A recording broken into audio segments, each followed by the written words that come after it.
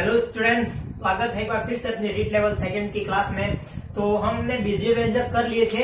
हमारा next topic है गुणनखंड। REET level second में नया टॉपिक है अपना नेक्स्ट टॉपिक। अगली क्लास है अपनी, इससे पहले हमने 3 क्लासें कर ली है। तो आज की क्लास में हम पढ़ेंगे गुणनखंड। गुणनखंड किस तरह से निकालते हैं, वो गुणनखंड कितने प्रकार के होते हैं, वो चीज हम आज एक ही क्लास में गुणनखंड पूरा करने की कोशिश करेंगे। तो ध्यान दीजिए, दिया हुआ है गुणनखंड। देखिए आपके सामने है गुणनखंड।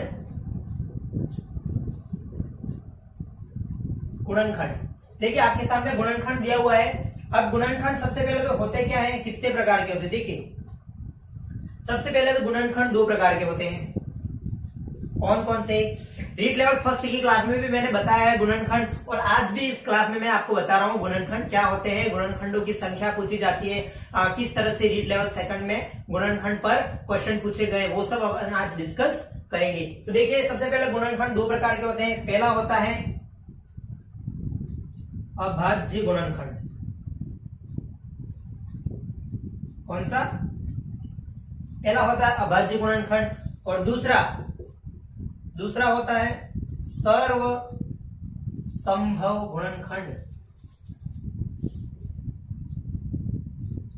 अब ये दोनों क्या होते हैं वो चीज हम पढ़ेंगे, एक एक को लेकर पढ़ेंगे, एक एक को कंप्लीट करेंगे। एक एक के सवाल, जिस तरह से सवाल आते हैं, सबसे ज्यादा सवाल इस पे भी पूछे जाते हैं और इस पे भी पूछे जाते हैं। दोनों पे मिक्स सवाल पूछे जाते हैं, वो मिक्स सवाल भी अपन आज करेंगे। तो ध्यान दीजिए, सबसे पहले हम अभाज्य गुणनखंड पढ़ते हैं। देखिए ये दो प्रकार के होते हैं गुणनखंड। अब सबसे पहले हम अभाज्य गुणनखंड पढ़ते हैं। इस पे सवाल किस तरह से आते हैं वो पढ़ते हैं। देखिएगा,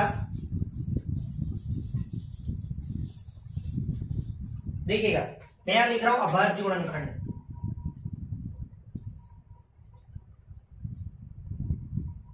अभाज्य गुणन, देखिए मैंने यहां लिखा अभाज्य गुणनखंड। अब अभाज्य गुणनखंड क्या कहते हैं? देखिए गुणनखंड किस तरह से निकालते हैं, कौन सी विधि से निकालते हैं, वो हम अपन आज सब करेंगे। तो सबसे पहले ध्यान दीजिए, अभाज्य गुणनखंड कैसे निकालते हैं और किसे कहते हैं। देखिए प्राइम नंबर तो आप सबको पता ही होगा। प्राइम नंबर मैंने बताई थी, जिसके प्राइम नंबर कैसे कहते हैं वो बता रहा हूं। सबसे पहले वो ध्यान दीजिए, प्राइम नंबर उसे कहते हैं अभाज्य संख्या जिसके सिर्फ 2 ही गुणनखंड होने चाहिए और स्वयं के अलावा 1 का भाग जाना चाहिए, वो होते हैं हमारे प्राइम नंबर। देखिए कौन से? Prime number. देखिए 2 गुणनखंड होने चाहिए, 2, पहली बात तो, और दूसरी बात 1 के अलावा स्वयं का भाग, बस 1 के अलावा स्वयं का भाग जाना चाहिए, वो होते हैं हमारे अभाज्य संख्याएं, वो होती है हमारी प्राइम नंबर। कौन कौन से होती है प्राइम नंबर? कहां से स्टार्ट होती है? देखिए 2 से 2, 3, 5, 7, 11, 13, 17, ऐसे ऐसे अनंत तक चलती जाती है हमारी प्राइम नंबर। देखिए प्राइम नंबर किसे कहते हैं मैंने आपको बता दिया। देखिए एक सोच रहे होंगे आप, एक प्राइम नंबर है या नहीं? नहीं है। देखिए इसका सिर्फ 1 ही गुणनखंड होता है और हमारा रूल कहता है इसके 2 गुणनखंड कम से कम होने चाहिए। तो एक तो न प्राइम है और न ही भाज्य, न ही अभाज्य और न ही भाज्य। तो ध्यान दीजिएगा, ये होती प्राइम नंबर। अब प्राइम फैक्टर का मतलब ही क्या होता है? देखिए अभाज्य गुणनखंड का मतलब ही क्या होता है? जिसमें अभाज्य संख्याओं का ही भाग जाना चाहिए। देखिए अभाज्य संख्याओं का ही भाग जाना चाहिए। मैंने यहाँ लिखी थी 2, 3, 5, 7, 11, 13, 17, 19, जो भी है उसी का भाग जाना चाहिए। जो पूछा है उसमें से प्राइम नंबर का ही भाग जाना चाहिए। और उसके घात पर कैसे, हम घात वाली संख्या कैसे लिखते हैं, उसकी संख्या के बारे में सवाल भी पूछेंगे, वो अपन सब यहाँ पर डिस्कस करते हैं। तो ध्यान दीजिए, मैं यहाँ लिखता हूँ, सर्वप्रथम मैं एक एग्जाम्पल लेता हूँ 144 का। देखिए मैं इसके अभाज्य गुणनखंड करता हूं। देखिए मैंने 144 यहां लिखा, मैं इसके अभाज्य गुणनखंड करता हूं। देखिए सबसे पहले 2 का, देखिए 2, 7, 2 72 बार जाएगा। फिर 2 का जा रहा है, देखिए 3 बार, और ये 6 बार। फिर 2 का जा रहा है, देखिए कितनी बार? 18 बार। फिर 2 का जा रहा है कितनी बार? 9 बार। फिर 3 का जा रहा है, देखिए 3 बार। फिर 3 का, फिर 1 बार। देखिए यहाँ पर जो आपके सामने लिखी हुई संख्या है, देखिए ये और ये, देखिए सारी प्राइम नंबर है ना। देखिए सारी प्राइम नंबर है। देखिए 2 into 2 into 2 into 2 into 3 into 3, देखिए ये हो गई इसके अभाज्य गुणनखंड। अब इसको किस तरह से लिखते हैं? देखिए इसे इस तरह से भी लिखते हैं, 2 की घात 4 इंटू 3 की घात 2। देखिए इसे इस तरह से लिखते हैं। अब देखिए ये तो हो गया अभाज्य गुणनखंड किस तरह से अपन करते हैं। अब ध्यान दीजिए, यहाँ पर सवाल क्या पूछा जाएगा आपसे, 144 के अभाज्य गुणनखंडों की संख्या ज्ञात कीजिए। 144 के अभाज्य गुणनखंड की संख्या ज्ञात कीजिए, ये सवाल आपसे पूछा जाता है। तो क्या करना है, सबसे पहले अभाज्य गुणनखंड ज्ञात कर लेने, फिर ऐसे आप लिख दीजिएगा, फिर इसकी घात पावर में लिख दीजिएगा। देखिए ये घात लिखी पावर में 2 की घात 4 इंटू 3 की घात 2। देखिए अब संख्या कैसे निकालते, देखिए अभाज्य गुणनखंड की संख्या, देखिए संख्या क्या निकालते हैं, जो पावर दी हुई है, देखिए ध्यान दीजिएगा, जो पावर दी हुई है, देखिए यहां पावर क्या दी है 4 और यहां 2, उन दोनों को प्लस कर दीजिए। देखिए यही हमारा अभाज्य गुणनखंडों की संख्या कहलाता है। देखिए इन सबको जोड़ देना है, घात वाले को जोड़ देना है, वो हमारा होता है प्राइम फैक्टर, मतलब अभाज्य गुणनखंडों की संख्या, नंबर ऑफ प्राइम फैक्टर। देखिए ये होती है हमारी अभाज्य गुणनखंडों की संख्या। देखिए सवाल पूछा गया था, ये ऐसा समझ में आ गया होगा आपको। देखिए अब सवाल किस टाइप के आते हैं, देखिएगा आपके सामने सवाल ले रहा हूं मैं, देखिएगा लिखा है, देखिए 100 के अभाज्य गुणनखंडों की संख्या ज्ञात कीजिए। देखिए 100 के अभाज्य गुणनखंडों की संख्या ज्ञात कीजिए। देखिए मैंने यहाँ 100 लिख दिया, सवाल आपके सामने लिखा हुआ है, देखिए अभाज्य गुणनखंड करिए, ये हो गया 50, 2 का जाएगा 25, फिर कौन से जा रहा है, देखिए फिर किसका जा रहा है 5 का, 5, ये 5 और फिर 1। देखिए ये हो गए 100 के। देखिए ये सारे प्राइम नंबर ही आ रहे हैं ना, हम सिर्फ प्राइम नंबर का ही भाग देना है। देखिए अभाज्य गुणनखंड क्या आ गए, देखिए 2 इंटू 2 इंटू 5 इंटू 5। अब इसकी संख्या पूछिए तो इसको पावर में लिख दीजिए, 2 की पावर 2 इंटू 5 की पावर 2। अब आ गया, देखिए पावर को जोड़ दीजिए, 2 प्लस 2, तो अपनी संख्या क्या आ गई 4। ये हमारा आंसर आ गया। देखिए 4 हमारा आंसर आ गया। तो इस तरह से सवाल भी पूछा जाता है। देखिए ये तो हो गया नॉर्मल सवाल। देखिए टफ सवाल किस तरह से पूछा जाता है, इस पे टफ सवाल भी आता है, देखिएगा। देखिए नेक्स्ट सवाल, 2 की पावर 7 इंटू 3 की पावर 4 इंटू 5 की पावर 2 में अभाज्य गुणनखंडों की संख्या। देखिए अभी तो सिंपल सा सवाल लिया है। देखिए 2 की पावर 7, 2 की पावर 7 इंटू 3 की पावर 4 इंटू 5 की पावर 2। देखिए ये दिया हुआ है। ऐसा सवाल आता है तो सबसे पहले आपको ये ध्यान में रखना है क्या ये अभाज्य संख्याएं हैं। देखिए कैसे पता करेंगे, सबसे पहले तो अभाज्य संख्या भी पता होनी चाहिए हमको। इसमें पूछा है अभाज्य गुणनखंडों की संख्या ज्ञात कीजिए। देखिए सवाल बाद में, पहले यहाँ देखिए ये अभाज्य संख्या है तो ये हमारे अभाज्य गुणनखंड निकलेंगे। तो सबसे पहले हमें ये पता होना चाहिए कि हमारी अभाज्य संख्या है या नहीं। देखिए 2 अभाज्य संख्या है। देखिए 3 अभाज्य संख्या है और 5 भी अभाज्य संख्या है। तो मैंने क्या बताया था, पावर को जोड़ दीजिए, 7 प्लस 4 प्लस 2। देखिए यही हमारा आंसर है, 7 4 11 2 3 13, यही हमारा। तो इसमें अभाज्य गुणनखंडों की संख्या कितनी हो गई 13। बस ऐसे ही ये सिंपल सवाल। देखिए अब नहीं पूछे तो किस तरह से करना है, एक सवाल और ले लेते हैं। देखिएगा 2 की पावर 3 7 की पावर 2 इंटू 11। देखिए सवाल आपके सामने है, मैं यहां सवाल लिख रहा हूं। 2 की पावर 3 इंटू 7 की पावर 2 इंटू 11 की पावर 5 इंटू 47 की पावर 3। देखिए ये भी नॉर्मल सा सवाल है। देखिए पहले चेक करिए क्या अभाज्य संख्या है, ये तीन होते हैं। आप सोच रहे हो कि 47 अभाज्य संख्या है, तो हाँ जी हाँ ये अभाज्य संख्या है। तो क्या करना है, 3 2 5 5 10 और 3 13। तो इसके क्या आ गई संख्या, क्या आ गई 13। बस ये सिंपल सा सवाल था।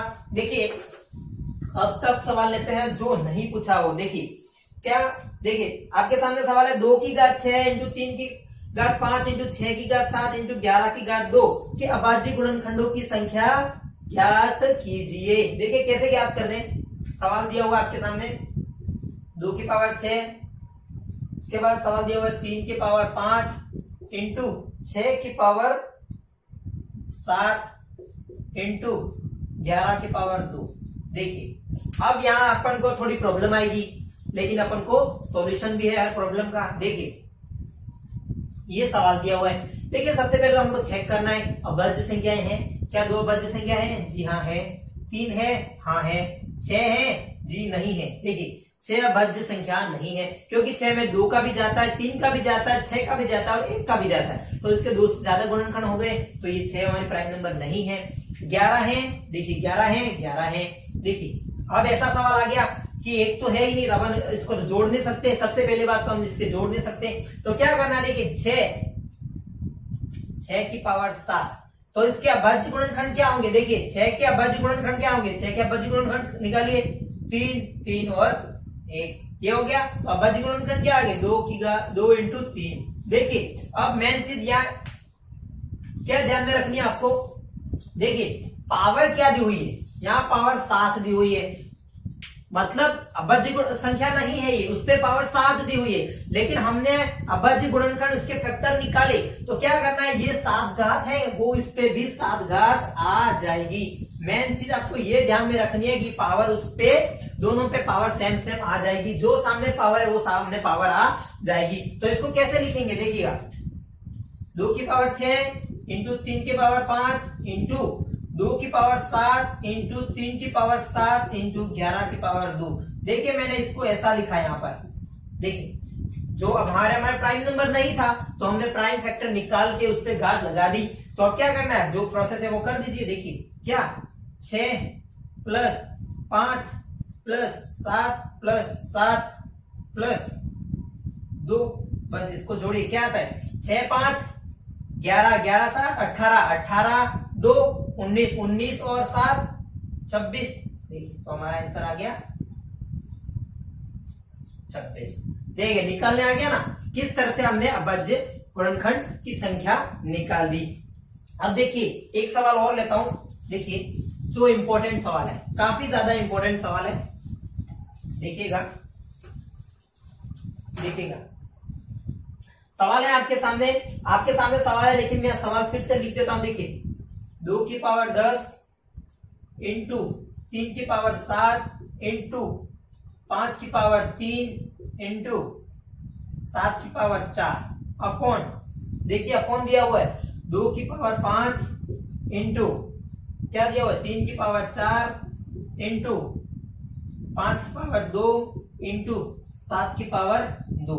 देखिए ये हमारे सामने दिया हुआ है और इसके हमें प्राइम फैक्टर की संख्या निकालनी है। तो कैसे निकालते हैं, सबसे पहले ध्यान दीजिए, सबसे पहले चेक करना है, सबसे पहले क्या चेक करना है, क्या ये प्राइम नंबर है। देखिए प्राइम नंबर है, ये भी है, ये भी है, ये भी है, ये भी है, ये भी है, ये भी है और ये भी है। तो सबसे पहला काम तो हमारा ये प्राइम नंबर तो है, तो क्या करना है, जोड़िए संख्या ऊपर ऊपर। देखिए 10 plus 7 plus 3 plus 4 upon 5 plus 4 plus 2 plus 2।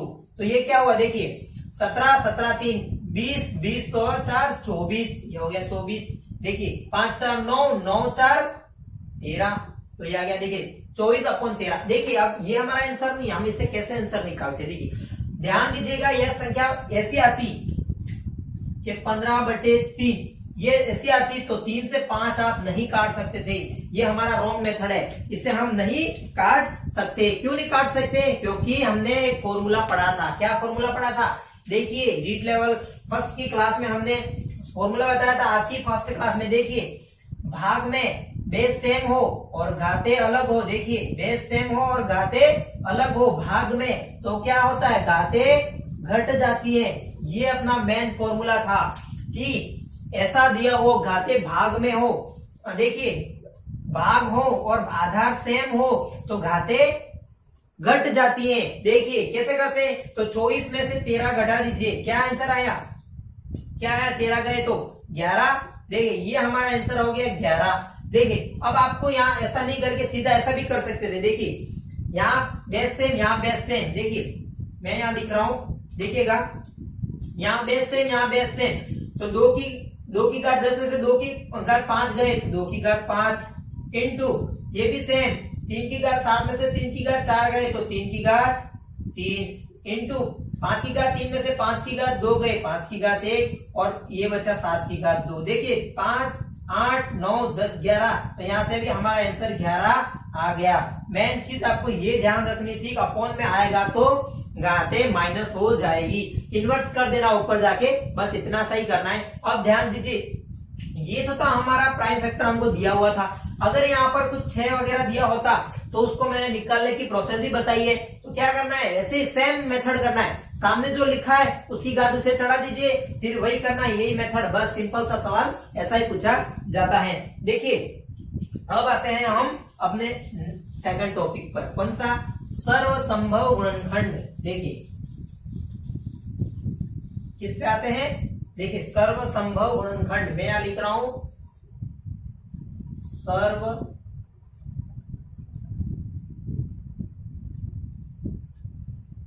संभव गुणनखंड। देखिए सर्वसंभव गुणनखंड किसे कहते हैं। देखिए हमने प्राइम फैक्टर वाला तो पढ़ लिया, उसकी संख्या भी पढ़ ली।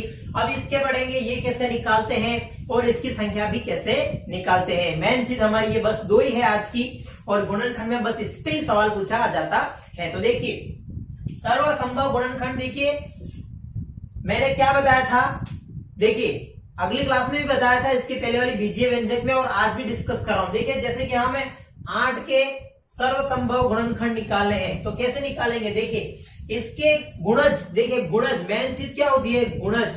देखिए मेन चीज क्या होती है, गुणज। देखिए 8 के गुणज फैक्टर कौन कौन से होते हैं, देखिए 8 में किस किस का भाग जाता है, वही हमारी सबसे सर्वसंभव गुणनखंड। देखिए सबसे पहले 1 का जाता है, फिर 2 का भी जाता है, 3 का नहीं जाता, फिर 4 का भी जाता है, 5 का नहीं जाता, 6 का नहीं जाता, 7 का नहीं जाता, और एक 8 का। ये आ गए हमारे गुणज। देखिए मेन चीज आ गई हमारी सर्वसंभव गुणनखंड कैसे निकालते हैं वो मैं आपको बता रहा हूं। देखिएगा आ गई, ऐसे कैसे 6 भी हो सकता है। देखिए 1 का जाता है, 2 का जाता है, 3 का जाता है, 4 5 नहीं जाता, सीधा 6 का जाता है। देखिए अब यहाँ से गुणनखंड, अब कैसे, कितने गुणनखंड है, देखिए अब कितने फैक्टर, कितनी संख्या है वो ज्ञात करें। देखिए कितने, यही हमारे सर्वसंभव गुणज होंगे। देखिए यहाँ पर गुणज पूछा 1 2 3 4, काउंट करना हमको सिर्फ, देखिए 4, ठीक है 1 2 3 4, देखिए 4, तो ये हमारा आंसर इस तरह से आ जाएगा। देखिए इस तरह से भी निकालते हैं, लेकिन मैं एक शॉर्ट मेथड बताऊंगा किस तरह से शॉर्ट मेथड आता है। देखिए ये लिखा हमने 8, देखिए मैं सबसे यहां पर लिख रहा हूं 8। देखिए सबसे पहले तो इसके प्राइम फैक्टर करिए। देखिए प्राइम फैक्टर को क्या करना है, प्राइम फैक्टर, पहले मैं लैंग्वेज लिख देता हूं, देखिए ताकि आपको समझ में आए। देखिए ये एक ही एग्जांपल रख देता हूं, फिर मैं यहां लैंग्वेज लिख रहा हूं। देखिए क्या लैंग्वेज लिख रहा हूं, देखिए सर्वसंभव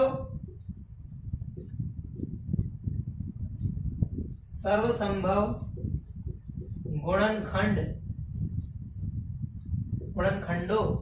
की संख्या कैसे निकालते। देखिए सर्वसंभव गुणनखंडों की संख्या कैसे निकालते हैं। देखिए सबसे पहले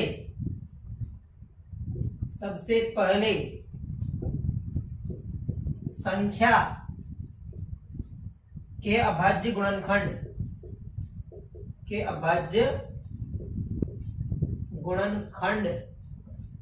निकालने हैं। देखिए यहां लिख देता हूं मैं, निकालने हैं।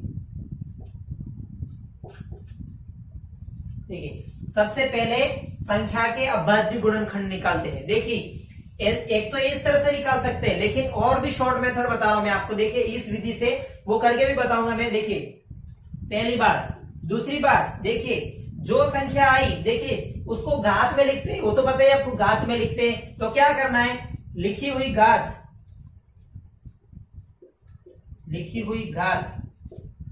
देखिए घात, तो क्या करना है, घात +1, यही हमारा आंसर आएगा। क्या करना है, घात +1 कर देना है। देखिए जैसे कि 2 की पावर 4 लिखी, तो इसमें सर्वसंभव गुणनखंडों की संख्या कितनी है, तो घात क्या आएगी हमारी, देखिए 4 में +1 कर देना है, तो क्या आएगी 5। देखिए मैं इस तरह से इसे निकाल के बताता हूं किस तरह से। देखिएगा मैं यहां लिख रहा हूं, देखिए 8 के निकालते सबसे पहले हम 8 के। देखिए 8 के अभाज्य गुणनखंड निकाले, इसकी संख्या ये 4 आती कि नहीं आती वो मैं बताता हूं आपके। देखिए 4 बार गया, 2 2 2 और 1, तो क्या है 2 की पावर 3, 2 की पावर 3 आया। अब देखिए पावर में +1 करना है, तो कितना आया, 4 आ गया ना। देखिए यही हमारा आंसर आ गया ना, 4 किस तरह से आया। देखिए अब एक और एग्जांपल लेता हूं, जैसे कि मैंने यहाँ 6 ले लिया, 6 2 3 3 और 1, देखिए ऐसा आया। अब सोच रहे होंगे ऐसे कैसे करेंगे आप, देखिए तो इससे मैं अलग ही ले लेता हूँ, देखिए इसके बाद ही ले लेता हूँ। देखिए ये तो आपको निकालने आ गया। अब अलग अलग संख्या दी हुई होगी, देखिए अपॉन में बहुत सारी घातें दी हुई, उसे कैसे सॉल्व करते हैं। तो देखिएगा ये मैं इरेज कर रहा हूं, आपको समझ में आएगा कि अभाज्य गुणनखंड निकाल के घात +1 करनी है तो सर्व संभव गुणनखंडों की संख्या हमारे सामने आ जाएगी। तो देखिए किस तरह से निकालते हैं। देखिएगा मैं सबसे पहले यहाँ लिख रहा हूं, मैं कोई एग्जांपल लिख रहा हूं यहाँ पर, अपनी मर्जी से लिख रहा हूं मैं यहाँ पर, जैसे कि 6 मैंने लिखा था तो 2 में गया 3 में गया 1। देखिए अब ये तो हो गया अभाज्य गुणनखंड 2 × 3। देखिए घात कोई नहीं है तो 1 तो होगी ही नहीं, घात कोई नहीं तो 1 तो होगी सही। अब क्या करना है, घात में +1 करना है। तो देखिए अलग अलग ही करना है, ऐसा नहीं कि इसको जोड़ के +1 कर दिया, नहीं ऐसा नहीं करना है हमें। देखिए अलग अलग करना है, 1 में 1 जोड़ा, इंटू का इंटू, फिर 1 में 1 जोड़ा तो कितना हो गया 2 × 2 तो क्या आया 4। ये हमारा 4 आंसर आया। देखिए अब उस विधि से करते हैं। देखिए 6 के फैक्टर कौन कौन से होते हैं, 1 का जाता है, 2 का जाता है, 3 का भी जाता है और 6 का जाता है। देखिए ये 4 आ गए ना, बस इसी हमको ऐसे ही 4 हमने निकाले हैं। बस ये शॉर्ट मेथड है और ये हमको देखिए ये मैंने इसलिए बताया क्योंकि यहाँ बहुत लंबी संख्या भी दी होगी, 6 5 4 3 2 ऐसी संख्या दी हुई होगी। तो आप इसके किस किस का गुणा क्या हो कैसे बता सकते हो इतने लंबे का, तो आपको थोड़ा ऐसा मतलब अलग से फील होगा। तो मैंने इसलिए ये मेथड बताया, ये मेथड इसके गुणनखंड करके तो घात +1 कर देनी है। तो देखिए इस पे सवाल लेता हूं मैं, देखिएगा देखो सवाल है 16 के सर्व संभव गुणनखंडों की संख्या बताइए। देखिए 16 सिंपल सा सवाल दिया हुआ है, 16 अपने करते हैं। देखिए 2 बार गया 8, 2 बार गया 4 बार, 2 फिर 2 फिर 2 और 1। देखिए 4 फिर 4 फिर 2 फिर 1 तो क्या आया, देखिए 2 × 2 × 2 × 2 × 2 तो यह आया हमारे 2 की पावर 4। 2 की पावर 4 आया तो क्या करना है, सर्व संभव पूछा है, सर्व संभव गुणनखंड की संख्या। तो क्या करना है, देखिए घात +1, ये फॉर्मूला हमको याद रखना है। तो घात क्या है 4 + 1 तो हमारा आंसर क्या आया 5। अब आपको मैं इस विधि से भी निकाल के बताता हूं। देखिए 1 का जाता है, 2 का जाता है, 3 का नहीं जाता, 4 का जाता है, 5 का नहीं जाता है, 6 का नहीं जाता है, 7 का भी नहीं जाता है, 8 का जाता है, 8 का जाता है, फिर 9 10 11 12 13 14 15 और ये लास्ट 16 का तो जाता ही है। क्या आ गया, देखिए 1 2 3 4 5 और ये हमारा आंसर भी 5। बस यहाँ बड़ी संख्या हो इसलिए मैंने ये बताया है कि उसमें घात +1 करना है। ये आपको कोई नहीं बताएगा, इसलिए आप ध्यान से पढ़िए। कोई डाउट हो तो कमेंट करके बताइए, ठीक है। अब देखिए नेक्स्ट सवाल लेते हैं, देखिएगा सवाल नंबर 2। देखिए सवाल आपके सामने है 36 के सर्व संभव अभाज्य गुणनखंड ज्ञात कीजिए। देखिए 36, देखिए 36 लिखा है, 2 बार जाएगा 18, 2 बार 9, 3 बार 3 3 और 1। देखिए क्या है गुणनखंड 2 × 2 × 3 × 3 तो 2 की पावर 2 × 3 की पावर भी 2।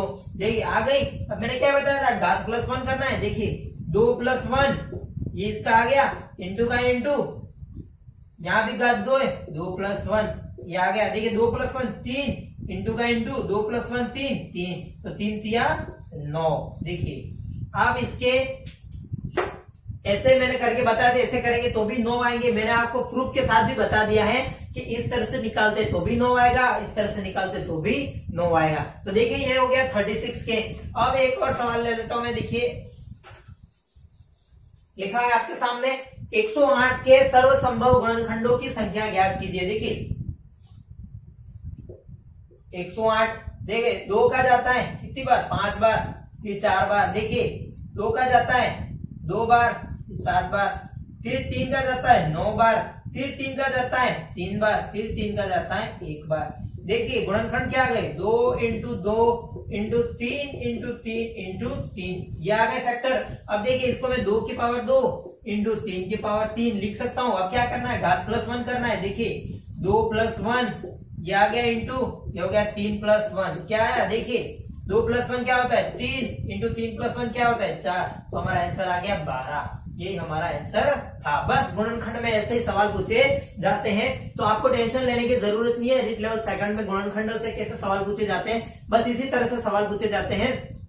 अगर आपको समझ में नहीं आया हो तो एक बार फिर से कमेंट करके आप मेरे को बता दीजिएगा, मैं आपको डाउट क्लियर कर दूंगा। तो ये हो गया हमारे गुणनखंड। बस दो ही टाइप के गुणनखंड पढ़ने थे, अभाज्य गुणनखंड और सर्वसंभव गुणनखंड। देखिए इन दोनों में से सवाल पूछा जाता है। इसके बाद अपना टॉपिक है इक्वेशन, लीनियर इक्वेशन, एक घातीय समीकरण के बारे में सवाल भी पूछा जाता है, वो अपनी नेक्स्ट क्लास में करेंगे।